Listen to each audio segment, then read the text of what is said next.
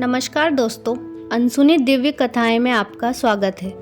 आज हम आपको भगवान श्री कृष्ण और अरिष्टासुर राक्षस के वध की कहानी सुनाने जा रहे हैं। यह कहानी उस समय की है जब भगवान श्री कृष्ण बच्चे थे। जब वे छोटे थे तो वह अपने नंद बाबा की गायों और भैंसों को चराया करते थे।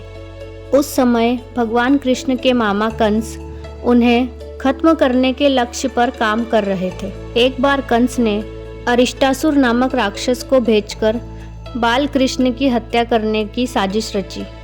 क्योंकि अरिष्टासुर को भगवान श्री कृष्ण की शक्तियों के बारे में पता था, इसलिए उन्होंने इस बार एक नई साजिश रची। कृष्ण की शक्तियों की वजह से उन्होंने नई रणनीति का उपयोग करने का निर्णय लिया। अरिष्टासुर ने स्वयं को एक बछड़े के रूप में बदल लिया और गायों के झुंड में शामिल हो गया। इस झुंड में शामिल होने के बाद वह तुरंत कृष्ण को खत्म करने का मौका तलाशने लगा।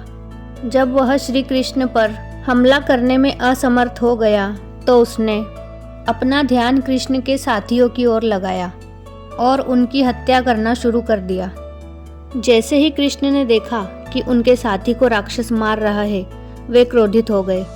फिर क्या था, भगवान श्री कृष्ण ने उस गाय के रूप में प्रकट हुए राक्षस अरिष्टासुर का पैर पकड़ लिया और फिर उसे जमीन पर पटक दिया, जिससे उसकी मौत हो गई।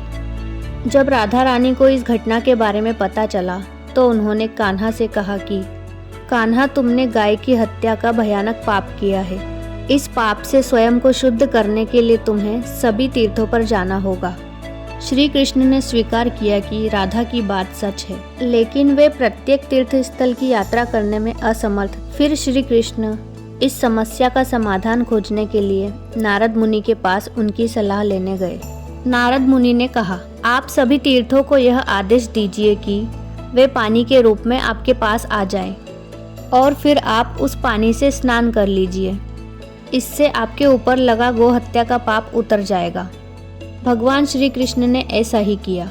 उन्होंने सारे तीर्थों को ब्रजधाम बुलाया और पानी के रूप में एक कुंड भर लिया। इस कुंड को उन्होंने अपनी बांसुरी से खोदा था। इस कुंड में स्नान करने के बाद भगवान श्री कृष्ण के ऊपर से गो हत्या का पाप उतर गया। मथुरा में कुछ दूरी पर अरिता नाम का एक नगर बताया जाता है। कहा जाता है कि यह नगर पहाड़ों में स्थित है।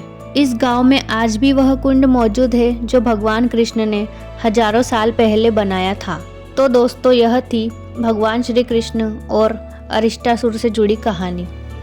आपको यह कहानी कैसी लगी हमें कमेंट करके ज़रूर बताएं और इस वीडियो को लाइक और शेयर करना ना भूलें।